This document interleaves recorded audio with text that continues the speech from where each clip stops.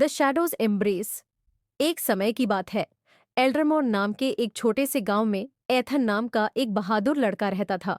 वह बहुत दयालु था और अपनी माँ क्लारा से दुनिया में सबसे ज्यादा प्यार करता था। वे एक आरामदायक पुराने कुटीर में रहते थे जो एक अंधकारमय जंगल के किनारे पर था। लेकिन एक तूफानी रात सब कुछ बदल गया। बारिश हो रही थी और हवा जोर से चल रही थी। तभी एथन की माँ अचानक बहुत बीमार हो गई।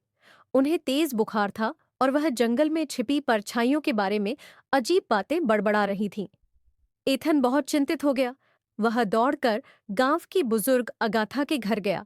वह बहुत बूढ़ी और समझदार थी और एथन को उम्मीद थी कि वह उसकी माँ की मदद कर पाएंगी। अगाथा ने एथन को कुछ डरावनी बातें बताईं। उसकी माँ को एक अभिशाप ने जकड़ लिया था और एक अंधेरे आत्मा, जिसे छाया राजा कहा जाता था, उसकी माँ को अपने साथ ले जाना चाहता था। एथन ने बिना किसी हिचकिचाहट के जाने का फैसला किया। अगाथा ने उसे एक खास चांदी का खंजर दिया जो छाया राजा को हरा सकता था, लेकिन उसने चेतावनी दी कि जंगल खतरों से भरा हुआ था। एथन गहरे जंगल में चल पड़ा। चारों ओर अंधेरा था और पेड़ ऐसे लग रहे थे जैसे वे जीवित हों, उसे फुसफुसाकर बुला रहे हों। अजीब जीव उसका पीछा कर रहे थे, लेकिन एथन बहादुर था। उसने उन सब का सामना किया और चलता रहा।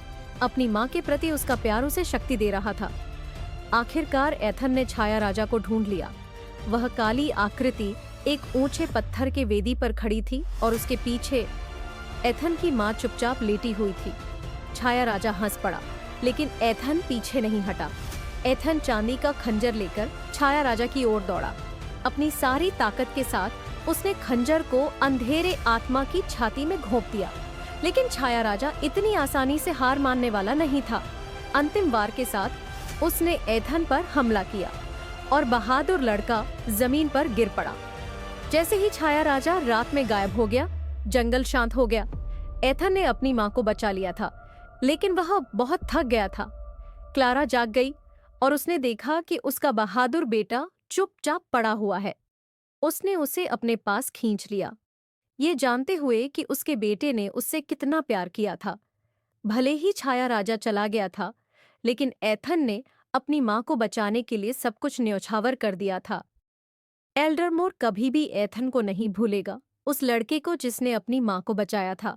और भले ही वह चला गया था, उसका प्यार और बहादुरी गांव के हर एक व्यक्ति के दिल में हमेशा जिंदा रहेगी, हमेशा के लिए।